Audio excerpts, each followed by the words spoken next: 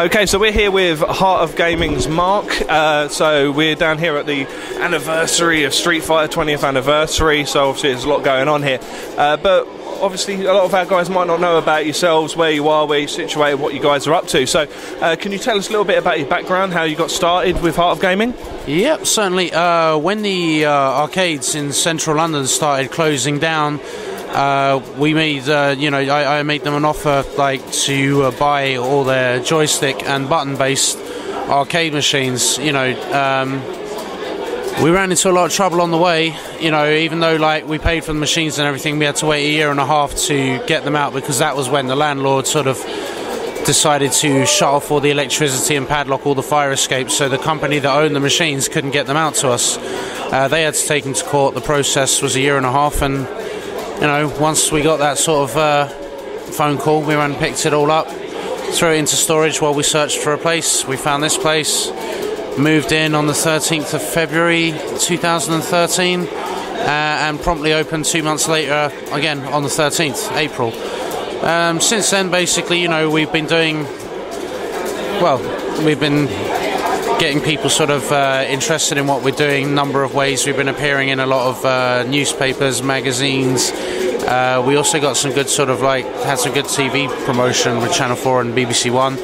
And more people are coming down all the time, supporting what we're doing. We're growing. This is a kind of culture that got discarded by the passage of time, and we kind of picked it up. We put a sort of a bit of a modern twist on it.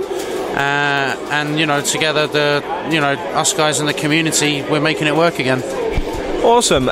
So obviously at the moment we're kind of in a bit of a Street Fighter frenzy down here, but what could people expect on a sort of average day of the week if they were to pop down? Well, we have a number of console setups for Xbox and PS3. We'll shortly be migrating to PS4 and Xbox One as soon as they release some software that gives us good reason to. We also support old consoles, retro, everything from the 8-bit era, from the NES up until, PS2, the Xbox original. Can't really call it the Xbox One because that name's kind of been taken.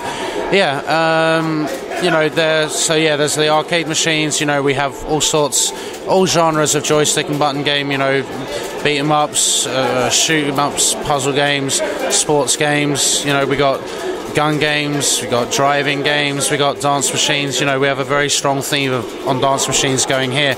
Expect to see a lot more sort of us pushing that as one of the selling points of the place later on this year. It's a great spectator sport, if nothing else. It really, really is. Yeah. So I mean, that's what you can expect. Lots of people playing lots of different things. Awesome. And why do you think that? Obviously, the Trocadero was probably the largest venue that's kind of gone down and crumbled a little bit now. Well, more than a little bit, I suppose. But why do you feel that that's happened? Because I mean, as evidenced here today, there's obviously a lot of interest there for it. What sort of factors do you feel have contributed towards that? All right. Well, basically, it's one of these things where certain generations and mindset came to an end or changed at certain points in time. Now, I'm probably one of the youngest technicians from the sort of that era in the 90s, but who has also consistently been a game player as well. I actually played video games. Most of these sort of technicians, the older guys, they were just doing it as a job. It was no interest on a personal level. And that, I think, kind of gives me a good insight into what people play, what had good nostalgia, what was well received, what do people always talk about, what they'd like to see again. There's a whole sort of variety of games that basically just never were done properly at home. Things like Super Street Fighter 2 Turbo, or Daytona, or House of the Dead, even Time Crisis. Little things like the gun recoil and the pedal made that so special. I really need to get our gun recoils fixed now that I think about it. Yeah, I mean it's tough keeping all this stuff going. I mean this equipment is so old, but thankfully it's from a sort of perhaps an era where this sort of equipment was better produced. In terms it was built to last. Rather than built to fail, like so much stuff is these days. One of the things as well you do here is obviously a lot of tournaments, one of your focuses. So do you feel that the UK is perhaps kind of lacking on the tournament scene to a degree, that we don't really have as many venues for people to congregate in as perhaps, the US is a perfect example? Sure. I think the main problem is that, and a lot of people are not going to like what I'm going to say here, the problem is that we're not concentrating on building and developing our own players. We're basically just watching the same names over and over again. We've lost that kind of killer mentality that we had in the arcade, where it was like, oh, I'm not going to idolize this person, I'm going to get better and beat them because I'm tired of them taking my 50p's. And obviously that's the whole kind of every game technically being a money match doesn't exist anymore, so it's never really in the back of your mind psychologically potentially as serious, so we're also really at the mercy of the internet and YouTube, and it's like the way that a video has a lot of hits, all of a sudden it goes viral, everybody's seen it, everyone's like, wow, that's so cool, etc, etc. Don't get me wrong, the internet's been good for some things. It brought Third Strike back to life, because I'll tell you now, when that game was when it was released, nobody cared, no one, because they were already bored by the fact that they didn't care about the first 2 installments of the Street Fighter 3 franchise. Fast forward, to sometime in the early 2000s, see this chap Daigo basically doing this famous Chun-Li parry. It was enough that basically the game got noticed, people picked it up, and everybody almost learned how to start playing it. Maybe it was ahead of its time in that respect, but yeah, I think realistically over here we really need to kind of make more of an effort to sort of train and develop our own players, get them out, get them together, get them having fun, get them like craving those crazy moments of hype, and fun and laughter with friends, etc, etc. All the salty endings as well that people will always refer back to and laugh at someone's expense. We need that. We need that. We need to stop basically thinking that the Americans want to see us behaving like an Americans. If anything, they find this whole British thing, actually quite sort of entertaining.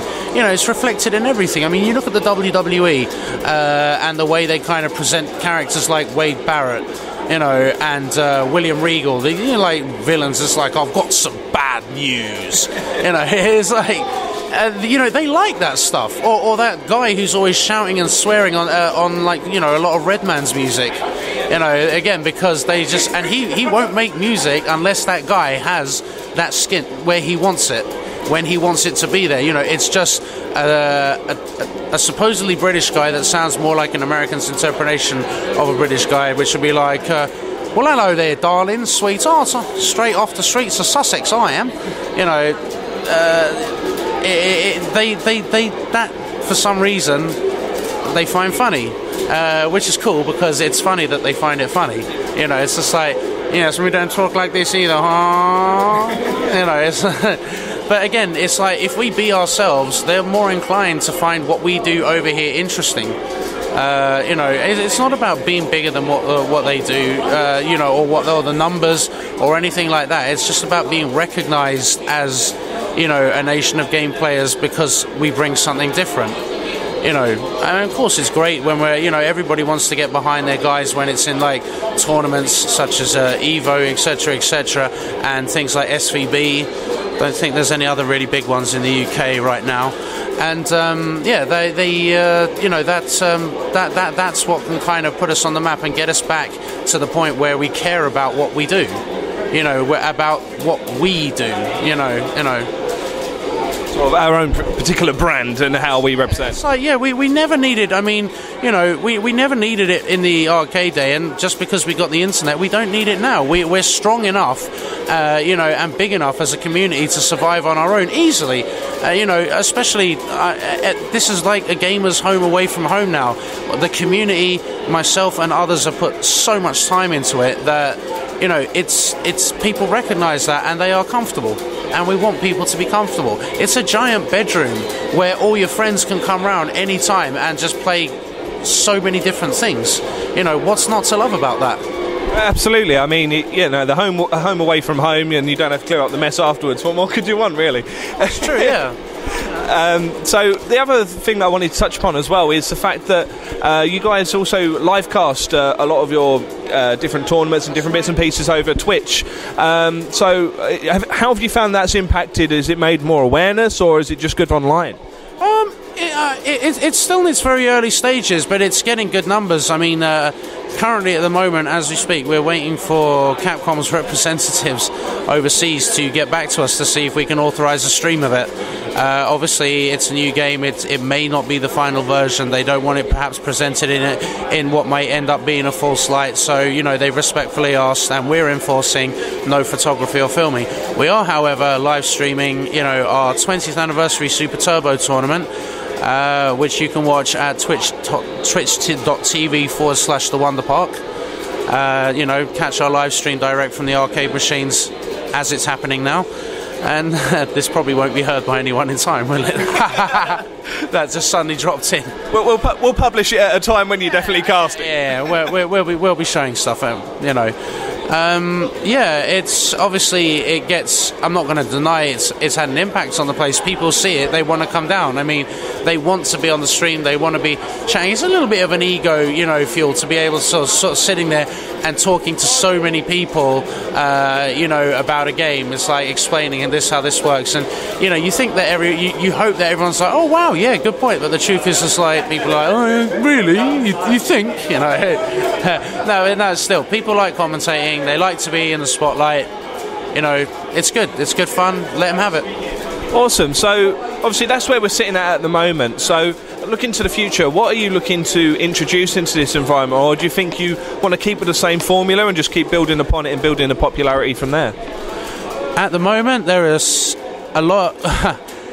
There are so many things we want to do, and we can't do it because simply there's just not enough hands on deck at the moment. It's the early stages of a business. We're working to sort of keep afloat, but at the same time we're also, we're more than making the advancements for the future. The event going on today, with Ultra Street Fighter 4, it shows basically we've caught the eye of a company like Capcom, who incidentally gave us a couple of Ulix arcade machines worth good £3,000-4,000 each, to help and support what we do, which the people love playing. It's sorry, I forgot where we were. So basically we're looking towards the future. In the future, yeah. I mean, the main one thing that we're seriously considering is adding a bar.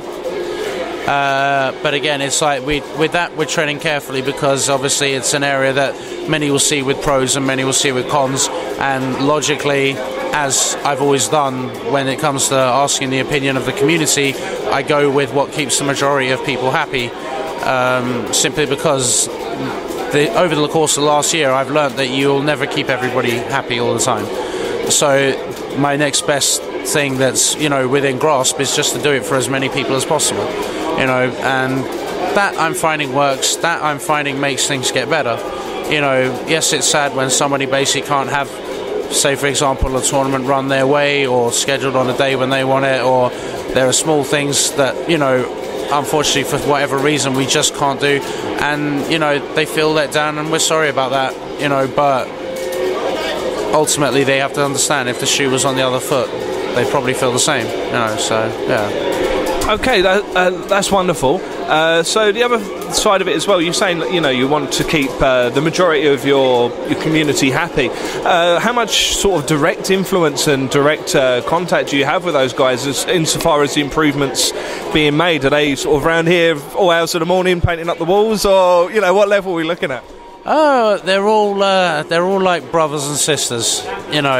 Some I recognise and see more than others, but everybody's always like they're just so cool here. I mean, we do this because we have basically one particular thing in common. I don't need to spell it out. It's something we all do, we all love, that maybe other people don't get.